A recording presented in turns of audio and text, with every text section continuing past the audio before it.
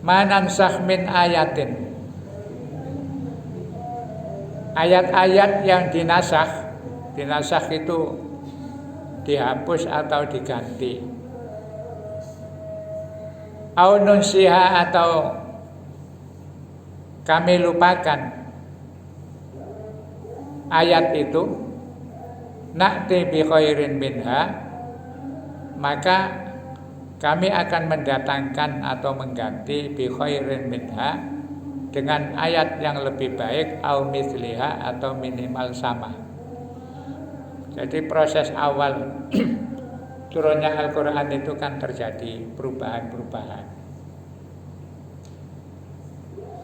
Contoh yang paling jelas misalnya masalah kiblat.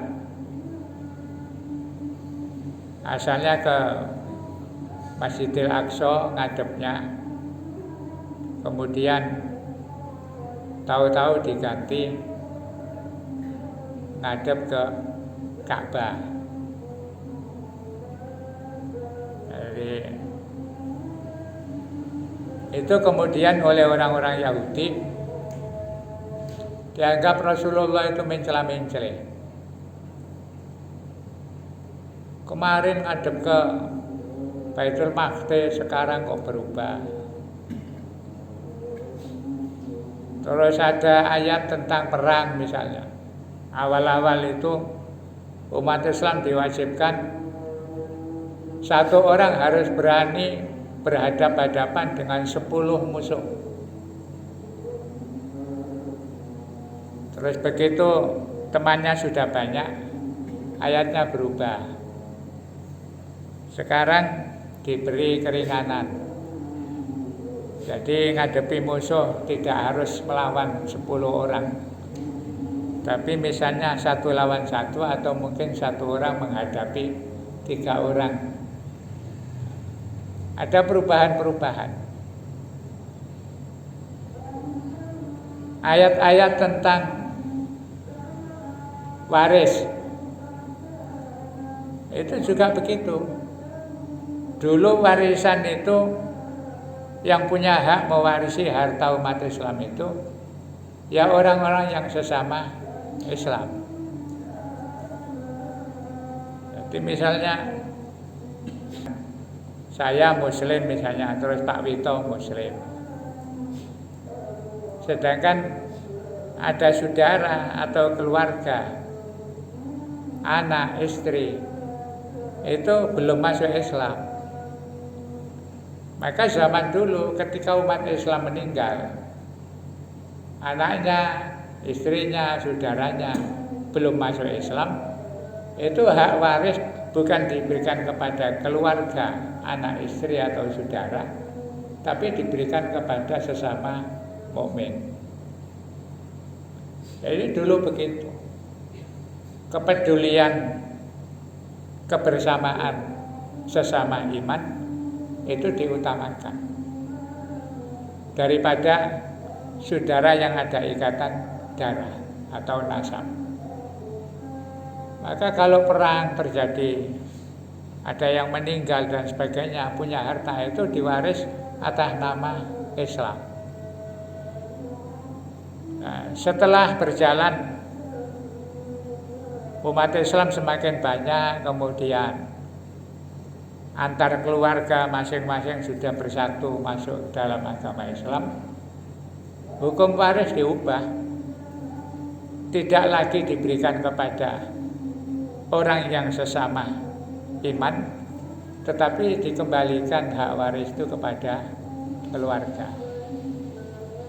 Makanya sampai sekarang hukum waris itu kalau ada orang Muslim kemudian punya anak atau punya saudara bukan Muslim, itu tidak punya hak waris karena dianggap beda agama.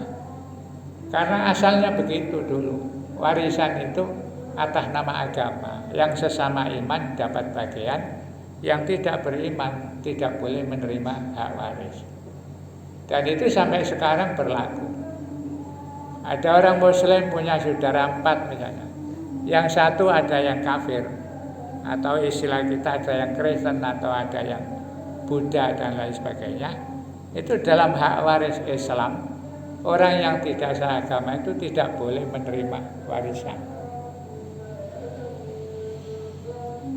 Nah, kemudian prosesnya Al-Quran turun itu, yaitu ada nasakh, ada mansukh, ada perubahan-perubahan. Ayat turun kemudian meralat ya, hukum yang berlaku sebelumnya. Akhirnya orang-orang non-Muslim itu terus ngeritik Rasulullah. Muhammad itu apa? Ajaran kok berubah-ubah. Dijawab oleh Allah, "Ma nansakh min ayatin aw nunsiha na'ti bi khairin minha aw mithliha."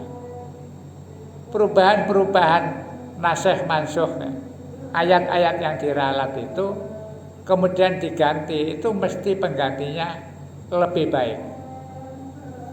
Dari segi manfaat, hikmah ya, itu lebih baik. Au mithliha, minimal itu sama. Ya kayak itu tadi, misalnya asalnya waris diberikan kepada orang yang tidak punya hubungan. Pada akhirnya kemudian diubah karena sudah banyak yang masuk Islam. Akhirnya itu walaupun diubah, tapi kan manfaatnya lebih positif.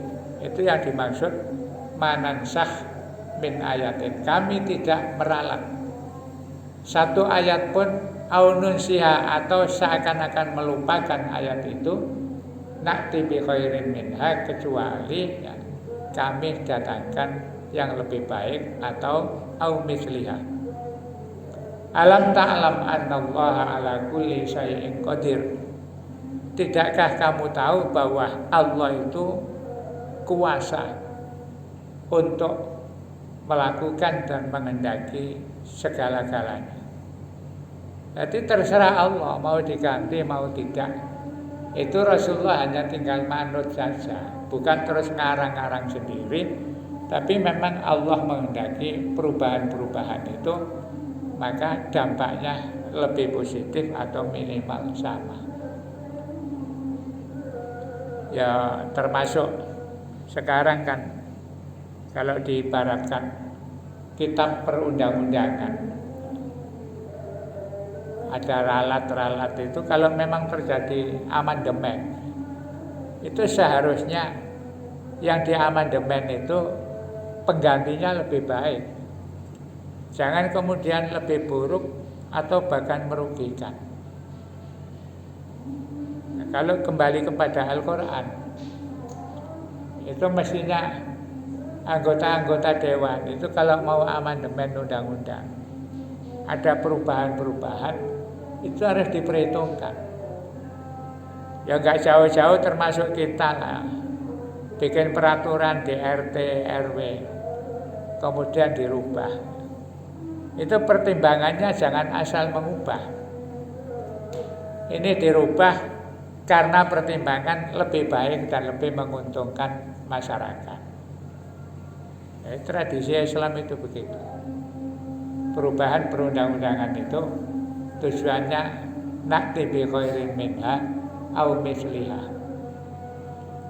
Karena Al-Quran itu otoritas Allah, maka kemudian Allah bilang, alam ta'lam annallaha ala kulli syai'in qadir.